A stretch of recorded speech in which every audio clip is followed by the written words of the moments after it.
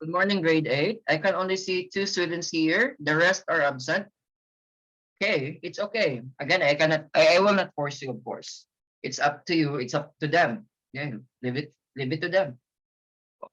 But this is actually part of your grading under class standing, okay, attendance and deportment, right?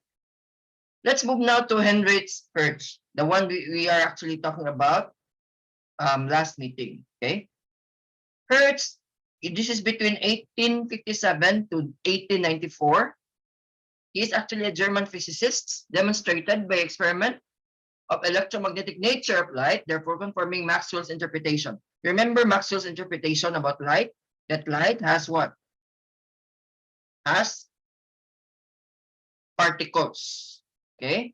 At the beginning of the 20th century, Max Planck and Albert Einstein used the particle model to explain some properties of light which could not be, again, explained by the wave theory. Okay. Because again, light has particles. Okay. Max Planck considered the electromagnetic radiation emitted by glowing objects to occur in pockets or pieces. Okay, he called these pockets of energy as quanta. That is why there is quantum physics. Einstein called the discrete energy as pockets, as protons or photons or lights. Photons are the smallest unit of light. Okay, this is in recognition of a kind of physics called quantum physics. Here comes the birth of quantum physics. Quantum physics says that object can have only certain particular energies. Einstein theorized that electromagnetic radiation, like light, has characteristic of both a wave and a stream particles. There is a particle in a light. Okay, this is now under quantum physics. Okay, let's move now to the particle of light. Okay, the wave particle duality of nature. Let's take a look at this one. The wave particle duality of nature states that particles act like waves, of course, and waves like particles. Okay. However, a massive particle has less wave properties, while a particle little mass or has a little mass, like an electron, has more obvious wave-like property. Okay. If it is massive, it has less wave property. But if it is little or smaller in mass, it has an obvious, okay, wave properties or bigger wave properties.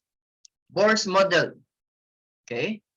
Bohr took the nuclear atom and dressed it with a Planck quantum attire, kept part of Maxwell's theory, okay, and borrowed Newton's law of motion.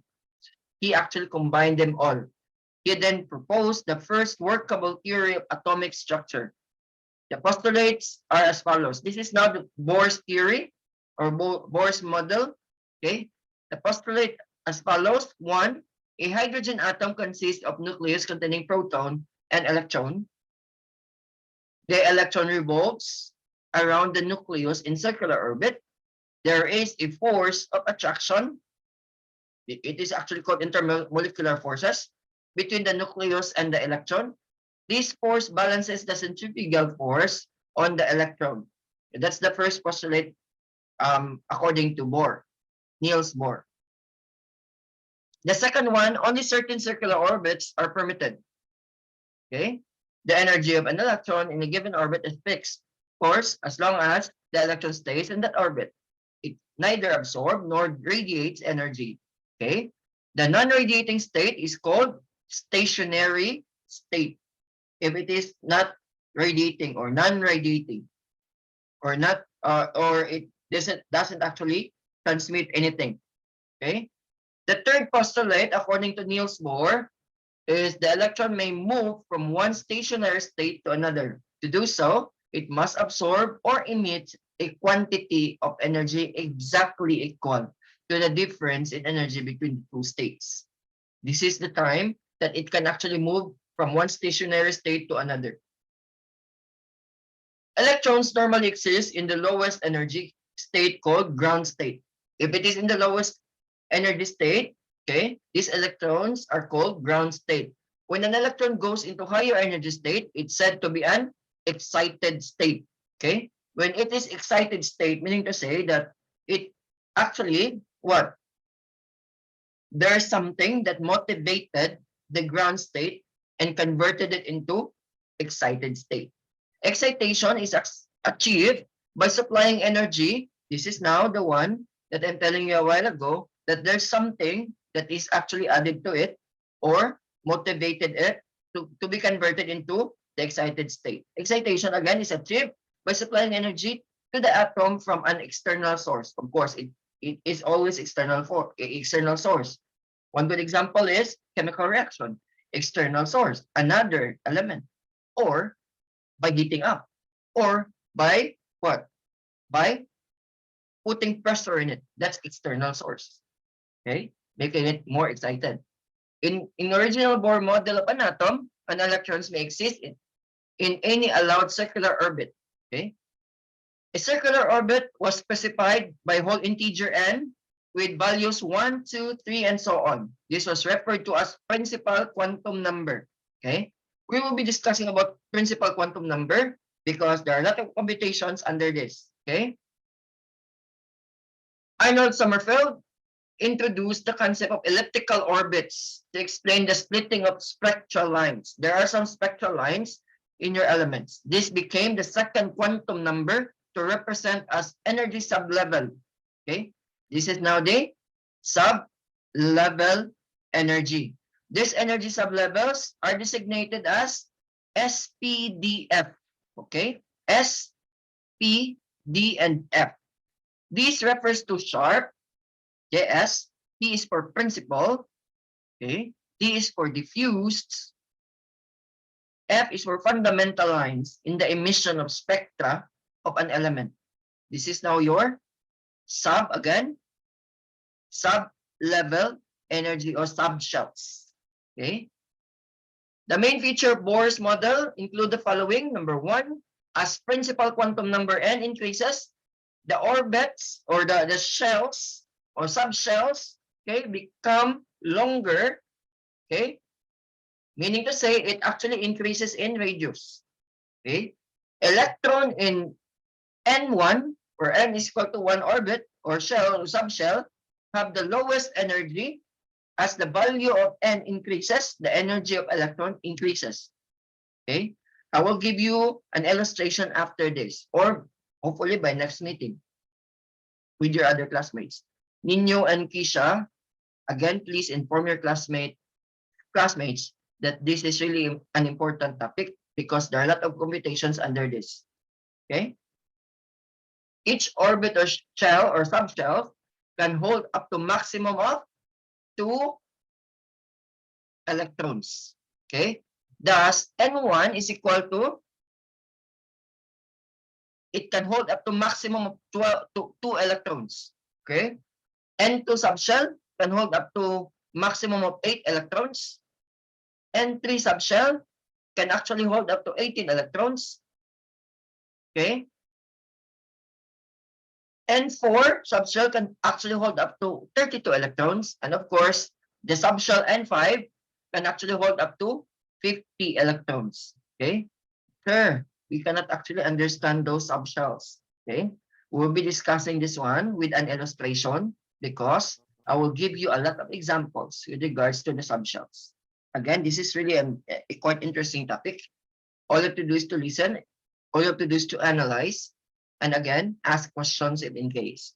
As an atom being built, electrons occupy first innermost cell, okay, one with the lowest energy before proceeding to the next higher cell or subshell. In electron build-up, electrons must fill each shell with 2 capacity or maximum of 2 capacity. Sure, what's all about that? Okay, this is actually into electron configuration. Okay, this is now the birth of electron configuration or ground state of an atom. Yes, excited state is a different computation. Recall that Arnold Sommerfeld proposed a second quantum number to represent the energy subshell, SPDF. Remember, these subshells are given the designation of SPDF. What's with the SPDF? Again, each principal quantum number orbit consists of subshell. The principal quantum number n tells the number of subshells. For example, N1 has one subshell, S. N2 has two subshells, S, P, S and P. N3 has one subshell, SP, DF, and N4 has two subshells of SP, DF. Okay. Each subshell has different electron capacity, as a subshell can hold a maximum of 2 electrons.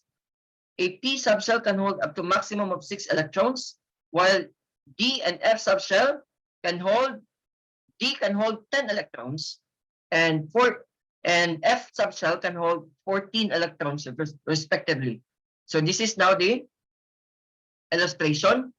Okay, for the sublevel S, okay, it has one orbital, but again the orbital S can hold up to 2 electrons. This is the maximum electrons that they can actually hold. P sublevel, it has 3 suborbital. Since it has 3 suborbital, it can hold up to 6 electrons, 2 electrons per orbital. Okay. D sublevel, it can hold up to 10 electrons with 5 orbitals. So again, 2 electrons per orbital. And F, okay, sublevel can hold up to 14 electrons with 7, okay, orbitals. So again, each orbital has 2 electrons. The way the electrons are arranged in subshells of an atom is referred to as electron configuration. Let's take a look at the importance of electron configuration. Hopefully, I can discuss it with your other classmates. So that is why you need to tell your classmates to join us in this online class, because I'll be discussing this one by next meeting. We'll be talking about all of these in theoretical, and the application will follow after. Chemis is used in notation to indicate electron configuration, like integers 1, 2, and 3, and so on, are used to indicate the principal quantum number n. Symbols SPDF indicate the sublevels. Okay. Again, S can hold up to 2 electrons. Okay. P can hold up to 6 electrons. D can hold up to 10 electrons. And F can hold up to 14 electrons. Okay. The number in the superscript indicates the number of electrons occupying the sublevels. Okay. The order by which subshells are filled up by electrons is governed by the Aufbau principle. Okay. What's with the Aufbau principle? Okay. Aufbau is a German word for build up. Okay.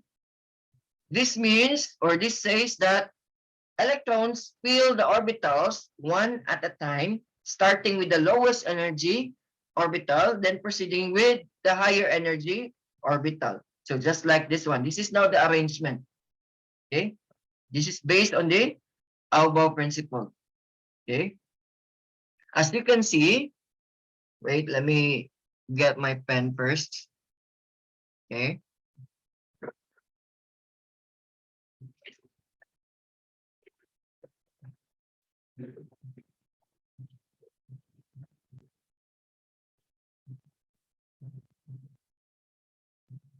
Are you still with me? Are you still with me? Inyo and Kisha? Okay. Remember the SPDF, the one that we are actually discussing a while ago? SPDF. Kisha, Ninyo? This is now the layout of the SPDF. Okay. How can we actually have the electrons? Let me have the notation first.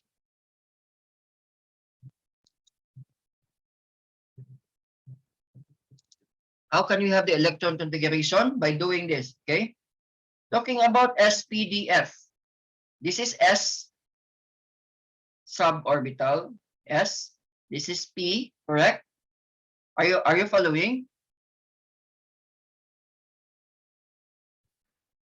Are you still with me? Okay. This is S, that is P, and this is D, and this is F.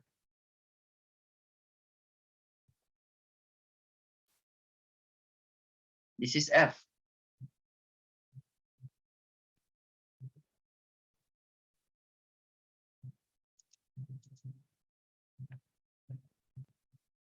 Correct? So how many electrons does S suborbital can actually contain? Maximum. We have, are you still with me? Ninyo and Isha? Okay. 2 electrons per S orbital. Okay. 6 electrons for P suborbital.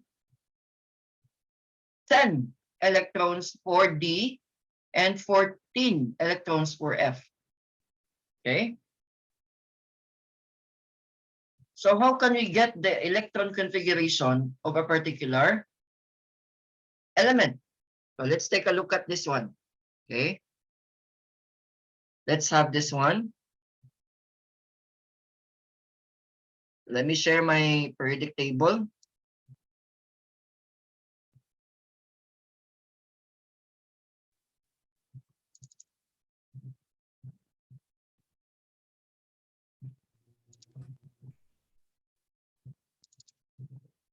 Can you see my periodic table?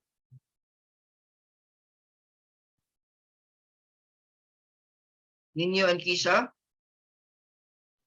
Yeah. Okay. So let's have magnesium, for example. Magnesium has an atomic number of 13. So the result or the number of electrons must be 12. Magnesium is 12. So must be 12. So how can we get the electron configuration? Let's take a look at magnesium. Okay. What is the electron configuration of magnesium? Magnesium is 12, so let's have magnesium. Okay. Let me share again my screen. Okay. Again, magnesium is 12, correct? So magnesium is equal to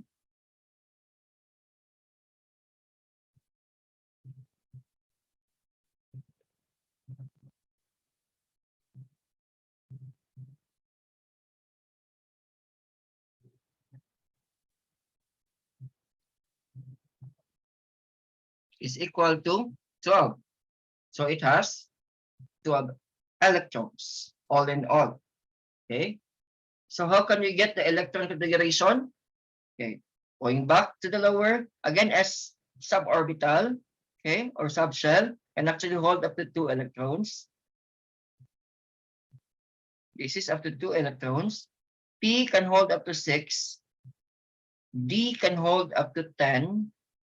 And F can hold up to 14. Correct? Okay. Let's start with F1S. So this is electron configuration for magnesium 1s2 because it can hold up to 2 electrons. Okay. Until we reach 12 electrons. Okay, because magnesium can actually hold up to 12 electrons. 1s2, so the movement is from here, okay, from here, okay, going to the next. This is the hardest part for me. Going to the next, okay. Look at the movement.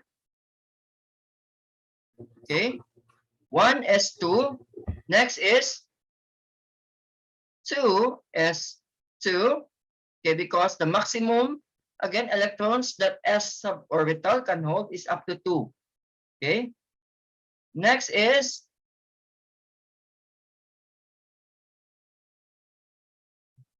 2 P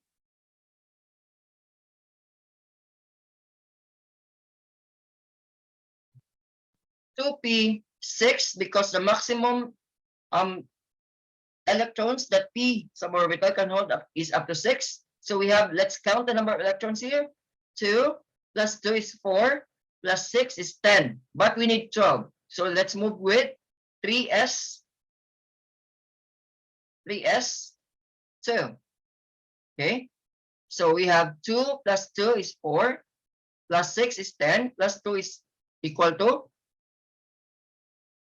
12.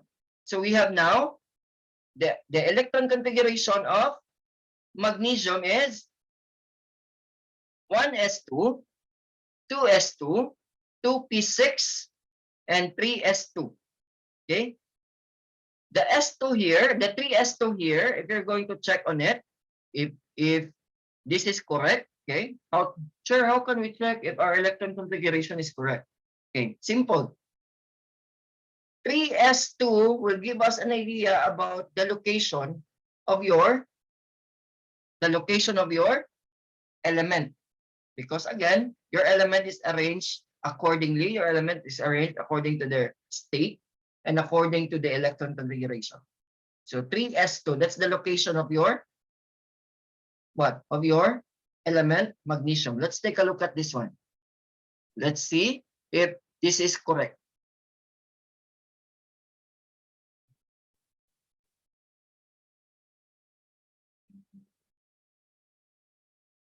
(3s2). Let me share my screen again. Let's take a look at if this is correct. 3s2.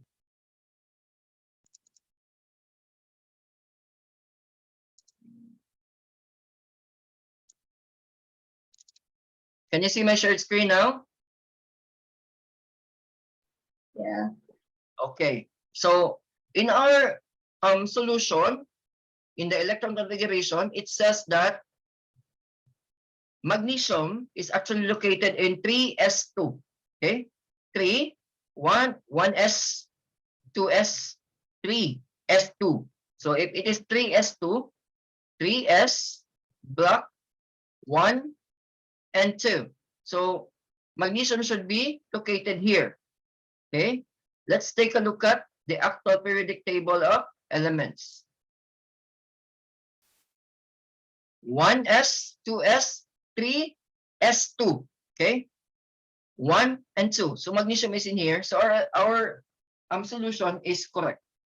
Okay? It is located in 3s2. Okay? Let's continue. Did you get something in our discussion? Did you get something in our discussion? Let's continue with the discussion. The electron configuration tells information about the electrons in an atom. Okay, it tells how electrons are arranged in subshells. In addition, it identifies the valence electrons. Okay, what are valence electrons then? Okay, valence electrons are electrons found in the outermost subshell or the highest principal quantum number. Okay, the knowledge of valence electrons is important simply because, again, when there is a sharing of electrons, okay, during chemical reaction, the valence electrons actually react on it in the sharing of electrons. The rule is to determine the valence electron is simple for atoms belonging to the S block. Atoms with subshells filling up, and the P block, atoms with P subshells being filed up. Atoms belonging to S and P block are called representative elements. Okay. So this is now the SPDF blocks. The D block here are considered as this one, representative elements. Okay. The atoms where the D subshells and F subshells are being filled up are said to belong to D and F block respectively. They are actually called transition elements. Okay. D and F block. Okay. D and F block are called transitional or transition elements. The rule to determine the valence electron does not work on the transition elements though. Okay. It can actually what? The valence electrons or valence concept can only be seen in the S and P block. Okay, this one, S and P block. Okay, let's continue. refinement in electron configuration. Okay. From the quantum mechanical model of an atom, you learn the sublevels of orbitals like S with 1 orbital, P with 3 orbitals because it can hold up to 6 electrons. D has 5 orbitals because it can hold up to 10 electrons. Okay. And F has 7 orbitals because it can hold up to 14 electrons. When electrons enter a sublevel containing more than 1 orbital, they will spread out over the available orbitals with their spins, okay, in the same direction before they pair up with the opposite spins. The rule here is known as the Yoon's rule of multiplicity, which was proposed by Frederick Yoon or Hahn. He is actually a German physicist. Let's apply by next meeting, hopefully, the Yoon's rule. Okay? Just like this one.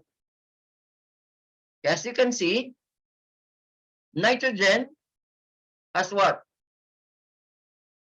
Has, let's take a look at nitrogen first. I will let you see nitrogen. Okay? Nitrogen has an atomic number of 7. Okay, since 7, it has this electron configuration. 1s2, okay, 2s2, okay, and 2p3. Sure. How can we make that 7? Okay, 2 plus 2 is 4. 4 plus 3 is 7. Sure. Is that the orbital? Yes. Okay. These are the sub-levels, and these are your orbital. Orbital meaning to say that there are some spinning happening there. Okay. There are some spins there with opposite direction. So these are 2 electrons here, 2 electrons here. Okay. Again, remember that S level has only 1, okay, orbital with 2 because it can only hold up to 2 maximum electrons. So these are electrons. 1 electron, 2 electron, 1 electron and 2 electron. Okay, but P orbital can hold, or P sublevel can hold up to 6 electrons, meaning to say that it has how many orbitals? 1, 2, 3. 3 orbitals. Okay, but according to Yoon's law, Yoon's model, or Yoon's rule, that you need this spin orbital, these electrons should fill up the container of this or this sublevel. So if this is the case, if you're going to check on the P, it has 3 orbitals and can hold up to 6. Okay, it can hold up to 6 electrons. So instead of putting, okay, instead of pairing it with the orbital, pairing it with 1 orbital or 2, it should be scattered. That's according to Yoon's rule. Okay, so this is now the actual, okay, this is now the actual representation of your nitrogen, which has how many which has how many electrons? 7. So 2, 4, 1s2, 2s2, and 3 and 2p3. Okay, electrons occupying the same orbital must have opposite spins. This is the Pauli's executive principle. Magnetic properties can be predicted if you know the orbital diagram. That is why I'll be discussing this in thorough by next meeting. You just tell your classmate that this is really important. The presence of unpaired electrons give rise to paramagnetism. It is actually the property of substance to be attracted by a magnet. Diamagnetism refers to the property of a substance to be repelled, okay, by a magnet due to the presence of paired electrons. Paramagnetism and diamagnetism. Diamagnetism, this is the presence of unpaired electrons, again, which actually attracted by a magnet. Okay, diamagnetism on the other hand is exactly opposite with paramagnetism. It actually repels magnet due to the presence of paired electrons. Okay, I think we had discussed a lot, and hopefully your other classmates can join by next meeting. for the unlocking of difficulties and for the examples, the applications. Okay? Hopefully they can join. Just tell them Nino and Kisha, all right? Do you have any questions so far? A lot. Do you have? Kisha and Nino? Are you still with me? Let's have the thorough discussion or giving of examples by next meeting, hopefully. And again, please tell your classmate to join us by next meeting. I think that will for today, class. Thank you for your participation. Kisha and Nino, have a nice day. Take care. Bye-bye.